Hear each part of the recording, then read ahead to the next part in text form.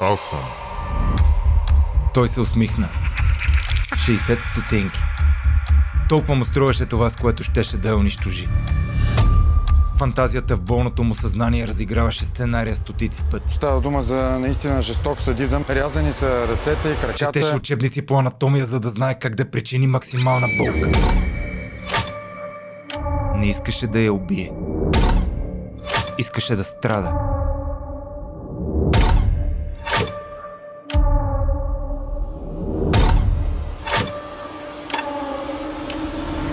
Да я бележи до живота и всеки път в огледалото да вижда него. Що като още от самото начало се знае, че той е на свобода. И беше уредил всичко.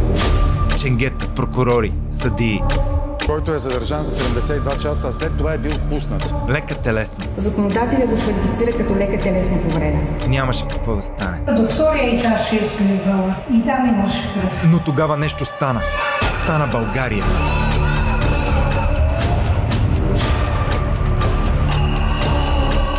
Не държавата.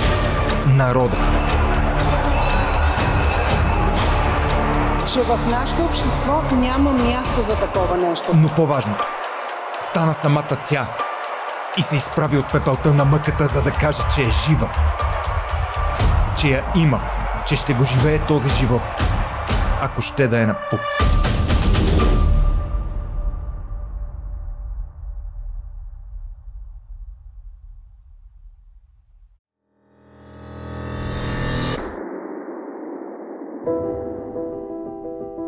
Здравейте, господин Цанов!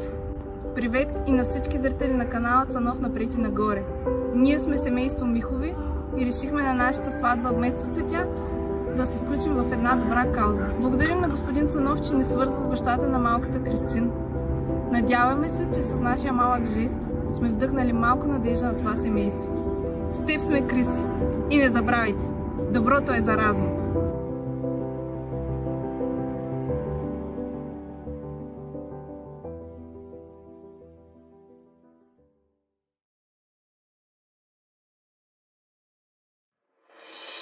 Има няколко дълбоко издълбани в камък закони на този канал. Първият от които в събота вечер има клип. Огън! Студ! Има клип. Но на тази дата, юли месец, след 3 години спазване на това правило, клип нямаше. Виновен е този човек. Аз заявявам, че се страхувам за живота си и настоявам за охрана от Главна дирекция охрана към Министерство на правосъдието. Изпълняващ функциите главен прокурор. Нека разкажа. Краят на юни. Психопат нарязва ученичката Дебора. Няколко дни по-късно пуснат на свобода без никакво обвинение. Акт, с който МВР, прокуратура, съдебен лекар и съдийка са просто съгласни. В случая заключението на съдебно-медицинската експертиза установява наранявания, които по-отделно и в съвкупност сочат на временно разстройство на здравето, действително разстройство на здравето, но не опасно за живота. Законодателя го квалифицира като лека телесна повреда. Всъщност ние и днес не бяхме длъжни да застанем пред вашите камери. 30 дни нищо правене от институциите, по-късно родителите се свързват с нова и следва репортаж по случая на 28. 400 шева има направени по нея, изключително тежко състояние. И резултатът отново е...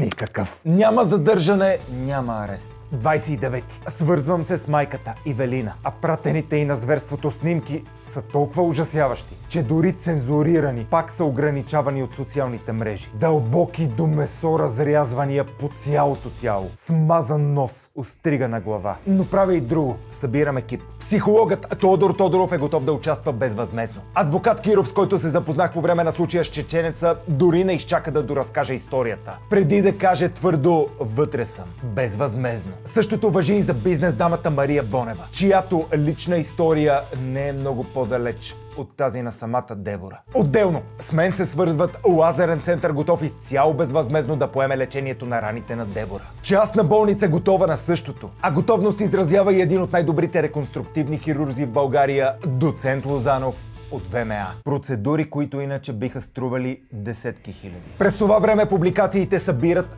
такъв трафик, и са подети от медии, които и без това тръгват да гърмят. А с родителите планираме извънреден лайв събота вечер. И така, 29-ти. Мария идва в студиото, подготвяме се и 3 минути преди да почнем лайфа, родителите получават обаждане от прокуратурата. Спирайте всичко и елате спешно да дадете показания. Намерили сме за какво да го задържим. 8 вечерта, събота вечер. След 34 дни нищо правене. Изведнъж случайно са се сетили да ни спрат лайфа, за да не разкажат родителите мизериите им, докато България кипи. И то да го задържат не за самото клане, за което вече са го пуснали и уневинили. Лека телесна повреда. А за заплахи по чата 2 дни по-рано. Вау! Не за коня бе, за кокошката. И може би самодоволната му усмивка е точно защото знае, че доказателства се събират най-добре първите 48 часа. Така че когато над месец си спал, ходи доказвай, че е бил реално той. Прилича ли ви на много притеснен от тежката ръка на закона? На мен също.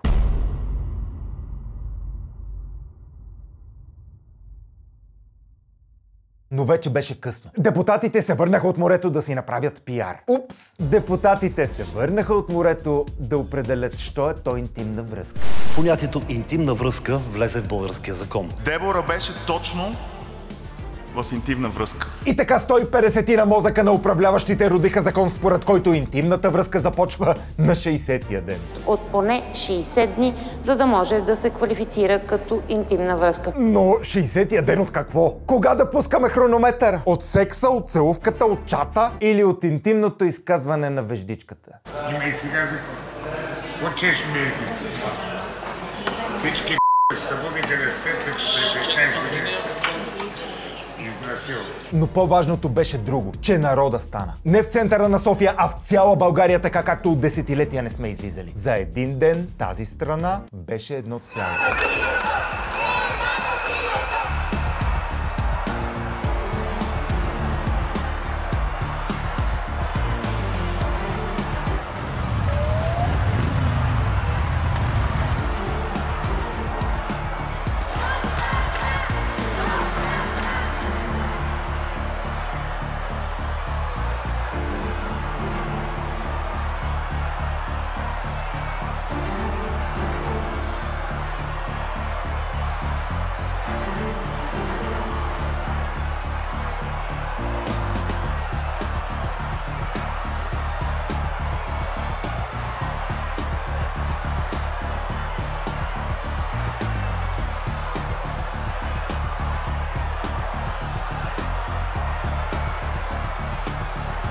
Затова палим колата и тръгваме към Стара Загора. Ще ни разказват майката, бащата, адвоката, Мария и един уникален гост, който пазим като изненада на края.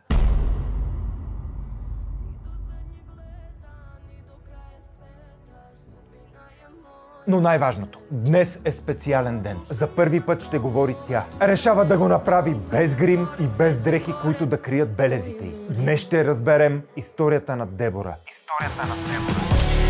Мое море, мое море, мое море, мое море, мое море, мое море, мое море, мое море. Каналът, който гледате, клиповете са демонетизирани от секундата на тяхното качване. А клипове като този не трябва и няма да бъдат спирани за никаква моя реклама. Фланелки? Не! Мърч? Не! Промокодове за какво ли? Не, не, не! Тоест, единственият начин каналът да съществува е чрез своите абонати в платформата Patreon със скромен дан месечно. Бъдете част от нея. Мое море, мое море, мое море, мое море, мое море, мое море, мое море, мое море. Ни до задніх лета, ни до края света, судьбина е моя плета. Мое море, мое море, мое море.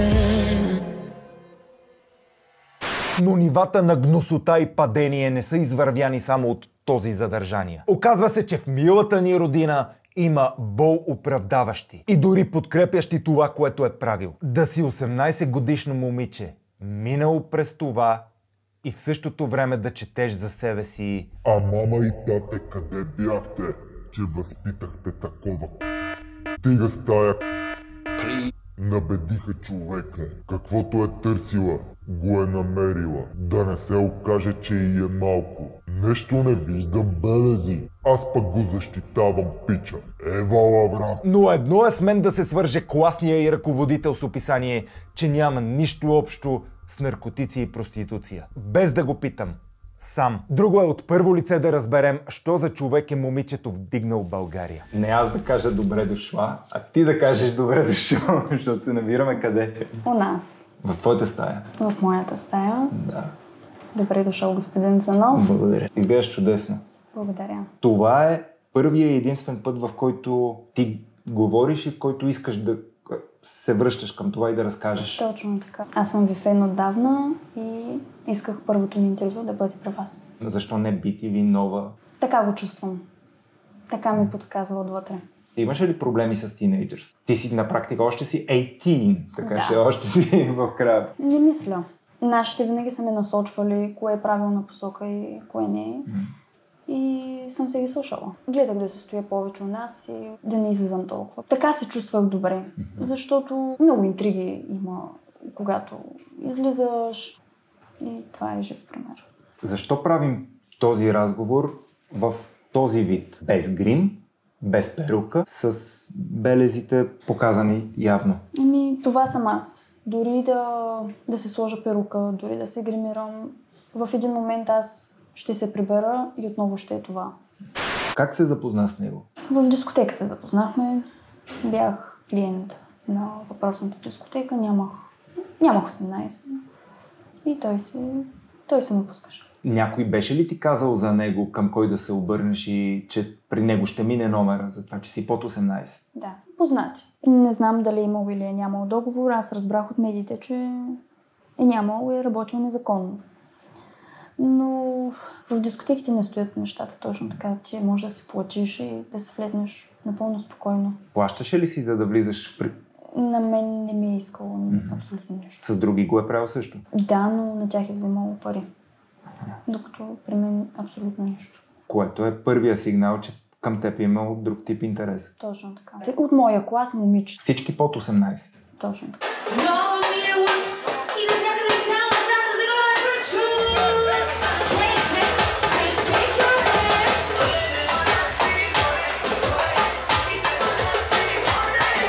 Той ви е пускал цялата група? Тях, доколкото знам, е искал пари. Колко?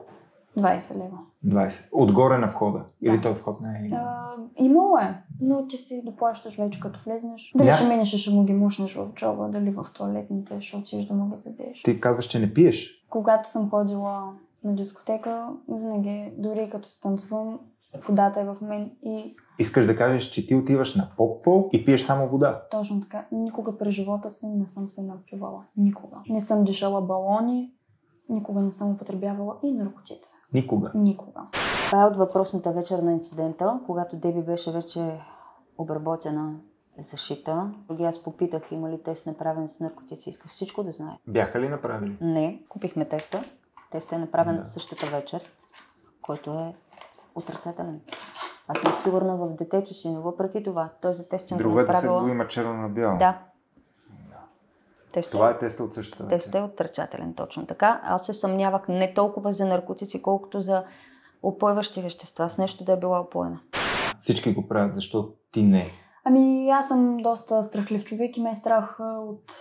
Въздействието? Да. Смятам, че е по-добре да се прибера жива и здрава, не да се влача по улиците като пропаднал човек. Кога започва да проявява интерес към теб като към жена? Септември месец миналата година. Мине покрай мен. Дали ще ме щипне, дали ще ми се усмихне. Аз не мога да те виня за това, че ти си му обърнала внимание. По-скоро бих те питал дали не те е притеснявала възрастовата разлика.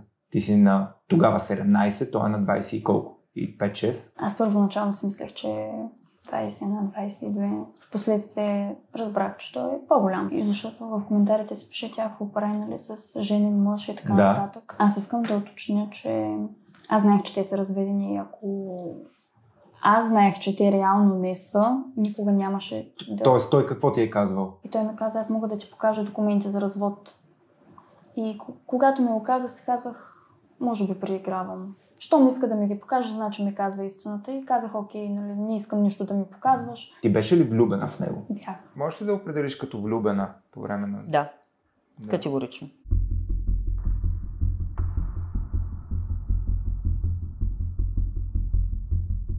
Искам да кажа, че никога не сме излизали сред обществото заедно, освен ако аз не отида до работата му, за да се видим. Никога не съм ходила от тях.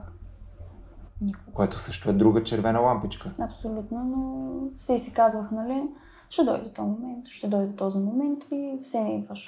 След втория месец на нашата връзка, може би, първия път, в който се случи нещо, той просто стана, удари ми един шамар, без дори да съм казала дума.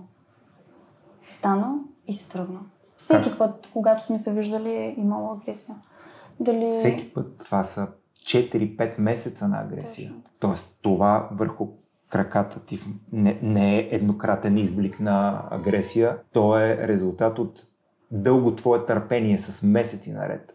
Това беше, както се казва, черешката на тортата. През тези месеци какво се случваше? Удряне на шамар, удряне в корема. Помня един път как ме хвана за гърлото и просто ми пречърня. Пусна ме и каза, спокойно, аз знам какво правя, няма да умреш. Споделяше ли на някой за това? Не. Тоест, родителите ти не са знали какво ти Съм се прекривала с фондютени, когато ме е виждала мама по синина. Се казвах, направи ми смучка. Как те е наричал?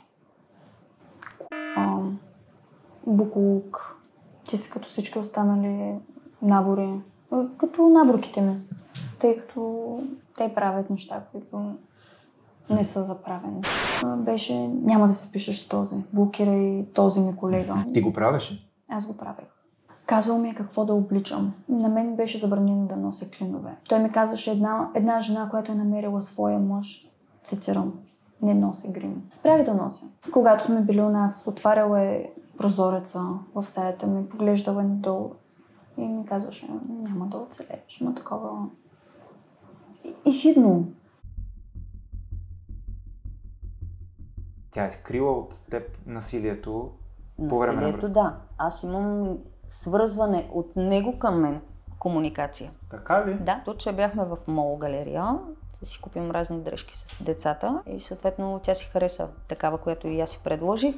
Влиза, мери, пробва, ще да си я вземе, но имаше едно зачудване, на което на мен стилно ме направи впечатление, защото това те толкова се колебае. Съответно не го взе. Взех си телефона, отвори го и вътре съобщение от въпросния. Пишеше какво? Точно така, вътре се пишеше. Повече не купувайте такива дрехи на Дебора. Тя вече няма да носи такива дрехи. Какво значи такива дрехи под един нормален клин, който и аз в момента съм с такъв. Това да си осмелиш да го напишеш на майката на момичето, с което излизаш. Точно така, което мен буквално не се стърпях. Нещо не ми даваше мира. Премислях и отвърнах на съобщението, на неговите съобщения, отвърнах с мои съобщения по месенджер. Кой сте вие да ми казвате аз какво ще купувам или няма да купувам на детето си? Това беше. Никакъв отговор. Това е формулата на дихидрогенсулфата. Или просто сярна киселина. В индустрията се ползва при създаването на изкуствени торове и не по-малко при създаването на експлозиви. Но винаги в употребата й се внимава максимално. Защото ефектът върху човешката плът не е по-различен от този върху кокошката. Ето за това толкова държах в помощта на Дебора и в този клип да участва точно Мария Бонева. Преди 20 години точно този химикал е плиснат в лицето й. Ние нито знаем, нито има как да знаем какво й е, но тя знае. Аз просто ти я донесох да ти я подаря, защото това, което написах, беше момента, в който 10 дена бях с зашита уста. Ти си била с зашита уста? Да. Като по филмите на ужасите с конци? Като Ханибал, даже там го има на снимка. Киселината във всички тези случаи една и съща ли е? По принцип да, става въпрос за киселина във всички случаи. Опасното е когато е основа. При мен имаше едни 24 часа, в които се съмняха, че е основа, защото наистина има места, където буквално съм дококала и те бяха изумени. Високо концентрирана сярна киселина. Изнесена с буркан от Кремиковци срещу 50 лева.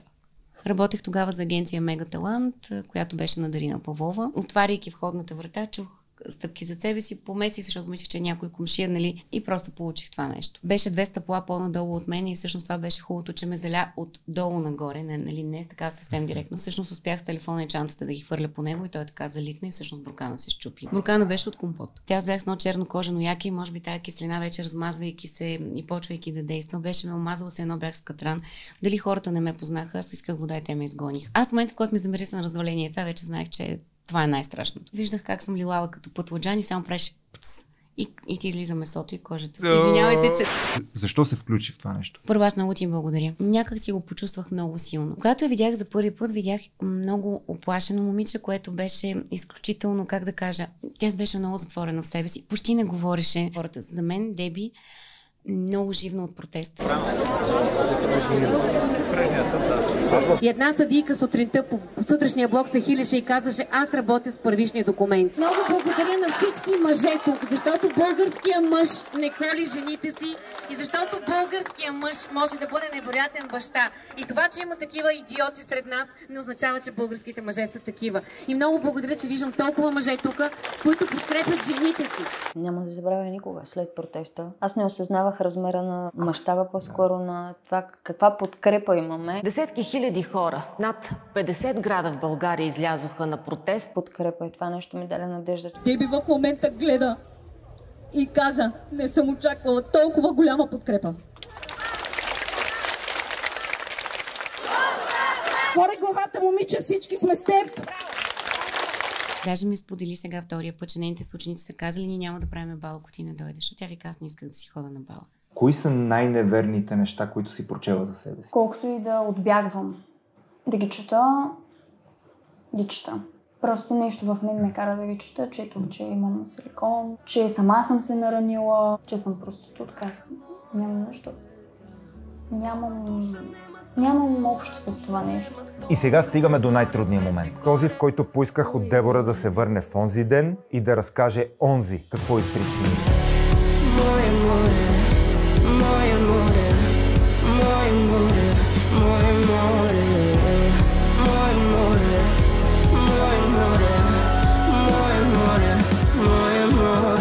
С абонамент и натискане на камбанката побеждавате алгоритъма и вместо него решавате какво да гледате. Както и помагате на канала да се развие. Всеки човек има значение. Вече говорим за самата случка. Какво се случи? Бях на училище, се чухме, когато той вече пътуваше към мен, беше в колата. Позвъни се на домофона, когато попитах кой е. Нищо не се каза от среща. Позвъня се и втори път и попитах кой е. По-яростно, защото вече за втори път ми се звъни на домофона и аз се ядосах. И той каза: аз съм. И отворих.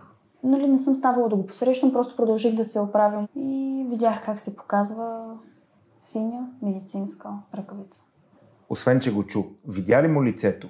Той беше с маска, но... Той някога преди това бил ли е с маска? Не. Но въпреки всичко аз го разпознах. Ти си сигурна, че това е човек? На 100%. Не на 100, на 1100. Видях макетния нож в едната му ръка. Не осъзнах какво се случва. И си помислях, че той просто се базика с мен. Точните ми думи бяха: бе, какво се ебаваш с мен? Знаеш му, че съм страхлива. Какво се ебаваш с мен? И последното нещо, което помня, беше, че замахва към мен. С юмрук. И вече спомените са ми при съседката. Тук по стълбите, по парапета до втория етаж е слизала. И там имаш кръв. Такова чудо беше. Следващото нещо, което си спомняш след неговия удар, е чак когато ти си вече нарязана? Да. Аз не осъзнавах, че съм нарязана. Аз не си спомням нищо. Слава Богу, че не се спомням. Аз дори се радвам, че не се спомням как ме е рязал, защото... Бях седнала на едно стъпало пред блока ни, входа, и си погледнах надолу, това тук висеше. И нещо, което видях, че имаше страшно много кръв. При самата гледка на това да виждаш краката си отворени и да виждаш буквално мускулатурата на краката си отвътре, това... Беше ужасно. Тук също ми висеше кожа. Ето тук. но някак си не изпитвах никаква болка. Не знам защо. Зашиват те без упойка? Да. А защо? И защото съм нямала достатъчно кръв. Можело е да ме натровят, ако са ме шили с упойка. Докато те шият, имаше ли болка? Никаква. Най-добре. Питала ли си доктора как е възможно да те зашият 400 пъти и да не усетиш болка? Не съм. Аз първите няколко дни гледах просто в една точка и... Тя не каза боли ме. Единствените думи. Мамо, жадна съм. Мамо, гладна съм. Всъщност до ден днешен всичко ми е като сън и ми се иска така някой да ме удари и да каже става е време да ставаш, утре си на училище. А ти знаеш ли какво се е случило до момента, в който не, ти знаеш, че нещо се е случило? Знам, че нещо се е случило. Но не знаеш какво? Да. През цялото време съм питала къде е мама, мама ще дойде ли? Все още не бях видяла, тя беше в стаичката, чувах отвътре как вика мамо, мамо. Момента, в който я видя. Това не беше моето дете. Тя не беше все още дообработена, не беше дозашита. Помня, че се разплака и никога няма да забравя болката в очите, която видях. Думата, която използвам за вида, в който е, защото някакси ме е по-леко да го кажа като разпакната майска роза. Не съм доволен от начина, по който въобще се е подходило. Още след като се е разбрало за извършеното престъпление. Трябва да се разследва по горещи следи. Имаш ден, максимум 2. Оттам насетне всичко почва да се губи. Това, което е можело да се събере първия ден, не може да се събере на третия или на 93-я. Той е имал усещането за безнаказаност. Той е знаел, че масово стига да разполагаш с определени възможности, наказания няма да получиш. Къде най-много мириш? Примерно в прокуратурата доста мириши в определени случаи. Имам ли право аз да си мисля, че този човек е подкупен? Имам ли право да си мисля, че е зависим? Имам ли право да мисля, че въобще не е обърнал внимание на преписката? Кой знае каква работа не са свършили. И от тук насетне почваме да гоним вятъра. Припомни ми, кои изгоряха в този случай до момента? Съдебният лекар е отстранен временно. Той не се е загубил работа. А на кой ден дойде съдебният лекар? На 3-я или 4-я. Прокурорът просто не е началник на прокурорите, той си продължава да бъде прокурор. Не, но предполагам, че и на нея не са иззели... Тоест виновни няма за това? Явно няма. Как казваш, че те сърби? Много. Дори в момента изгарям от желание да... Имаш ли страх от операциите, от това, което в бъдеще предстои? Най-големият ми страх е от пойките. Нормални въпроси, дали ще се събудя, ще боли ли. Той ще гледа този клип. Ако се обърнеш към него сега, какво ще му кажеш? Бих му се усмихнала нагло, както се усмихва той по камерите. И би го подминала. А ние с теб имахме планове още за преди месец да създадем клипа, когато в момента, в който да почнем да снимаме. И се обадиха кой в събота вечер? Да прокурорите. Да дадем показания отново. Тоест прокурорите след 34 дни изведнъж решиха... Някой дава ли обяснение преди това какво сега правят? Защо не са го направили като е било на време? Не, единственото, което мога да кажа е въпросната вечер, когато с вас трябваше да правим видеото, не извикаха. Видях едно напрежение в хората, които бяха извикани в първо район събота вечер. Детето даже вече няма собствен свят, тя няма свят. Питам това как се оценя. Прокурорите са от този тип хора, които по лични впечатления обичат да се хвалят, когато имат доказателства срещу някой. Говорихме си за случая Божков. Уден само по Влади и по Бойко, другите не ме интересуват, колкото се опитват да ми раздвоят внимание. Изкарваше записи даже на президент. Обичат да се хвалят, когато имат нещо срещу някой. В случая нищо не са изкарали. Което на мен ми говори, че по-скоро се чудят сега какво да правят, защото не могат да го докажат, че е точно. Може да е така, може да не е така. Негов ДНК материал там дали ще бъде открит 40 дни по-късно. И защо някой постарал ли се да го вземе? Въпросът е, някой постарал ли се да го вземе, когато е било времето? Към бащата имах един основен въпрос. Когато виждаш, че насилника на дъщеря ти е пуснат без обвинение и никой нищо не прави, не ти ли е минавало през ума да вземеш правосъдието в собствените си ръце? Така както често виждаме на Запад.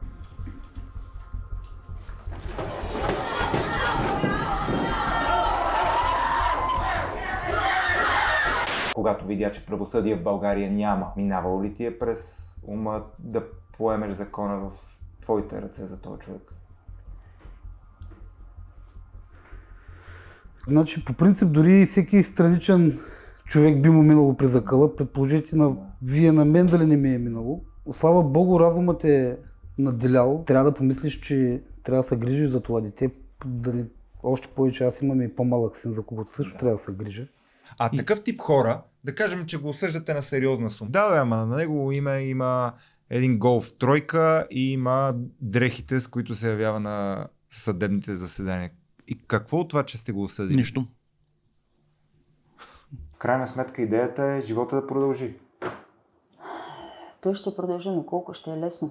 Продължението е, че следва бал, а тя искаше къса рокля. Просто няма как да се случи. Кое е по-трудно? Да се явиш на бал пред 200-300 души с белезите си или да се явиш пред цяла България това, което тя току-що направи? Тя вече го направи, крачка, но е друго, като излезнеш навънка. Направихме един такъв опит, буквално съжалех. Буквално имаше жена, която си се навря в краката и за да погледне и да попита какво е това.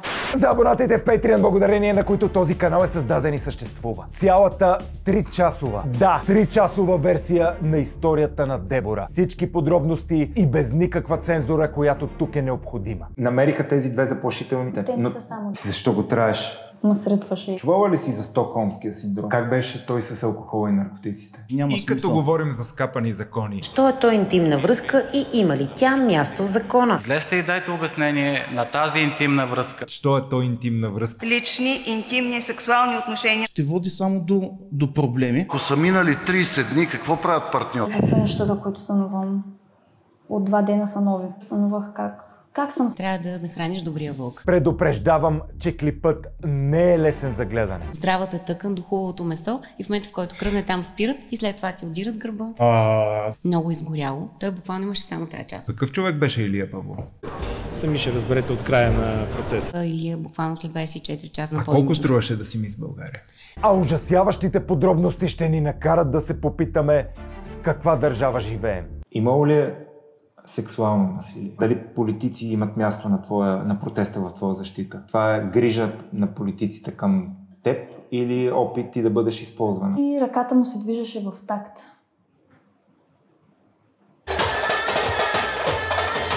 Когато има проверка, те се знаят. Имало е проверка, докато ти си вътре. Освен това, специален клип, създаден от нула за вас. С сценарий, запис, монтаж. Що е то женска красота? Каква е била, каква е сега и къмто каква отива да става. А клипът е вдъхновен от Мис Холандия, която тази година е...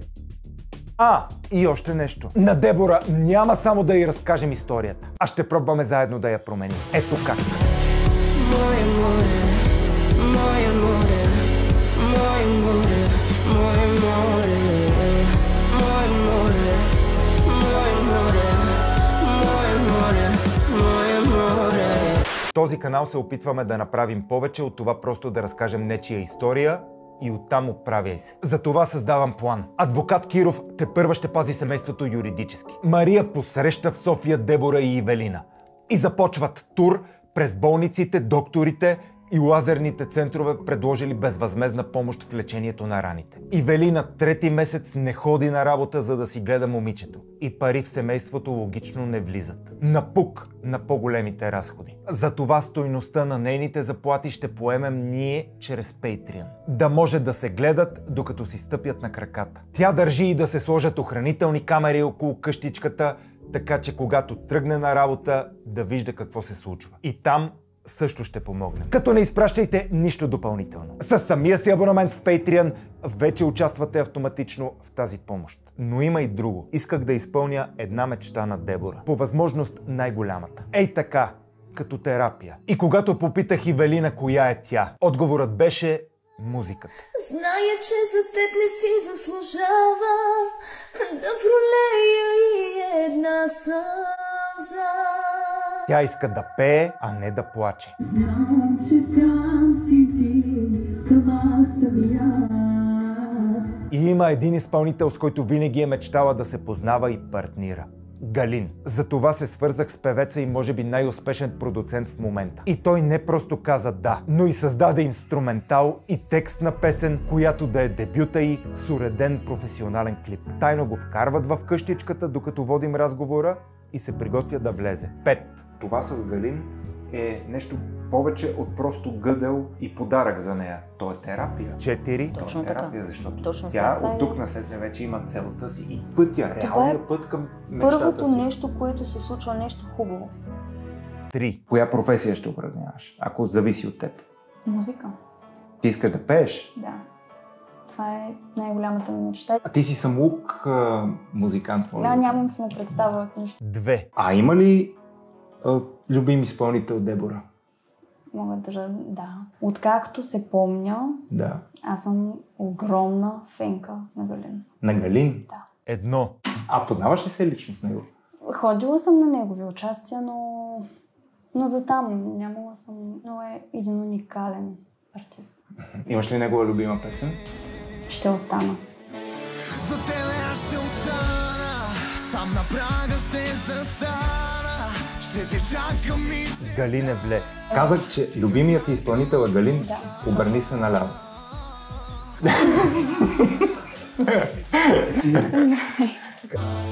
За тебе аз ще остана, сам на прага ще застана, ще те чакам и ще стана, тиха сянка в нощта.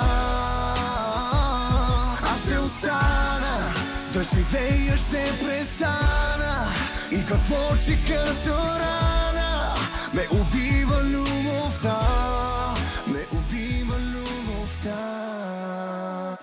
От няколко седмици подготвяме тази изненада. Работата по нея е много повече негова, отколкото моя. Защото той има да ти даде нещо повече от букет. И това, което Галин ще ти даде, е предложение. Какво предложение, Галин? Аз така много бих искал, понеже чух твои клипчета в TikTok и чух, че наистина пееш много добре, дори в интерес на истината останах изненадан колко точно добре. И затова много ми се иска да, заедно разбира се с Цанов, да направим един проект, песен и също така можеш, ако искаш да я изпълняваш сама, ако искаш с някой от моите изпълнители. Възможно ли е с теб самия? Разбира се, който ще заснемем хубав клип с най-добрия режисьор възможен. Нямам да видя. За тебе аз ще остана, сам на прага ще застана, ще те чакам и ще стана, тиха сянка в нощта. Аз ще остана, да живея ще престана, и какво че като